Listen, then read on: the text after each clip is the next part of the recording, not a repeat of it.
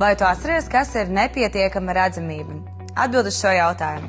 Braucot nepietiekamas redzamības apstākļos, drīkst iedegt priekšējos miglas lukturus. Variants 1. Atsevišķi vai kopā ar tuvās gaismas lukturiem. Variants 2. Tikai kopā ar tuvās gaismas lukturiem. Vai 3. Kopā ar tuvās vai tālās gaismas lukturiem.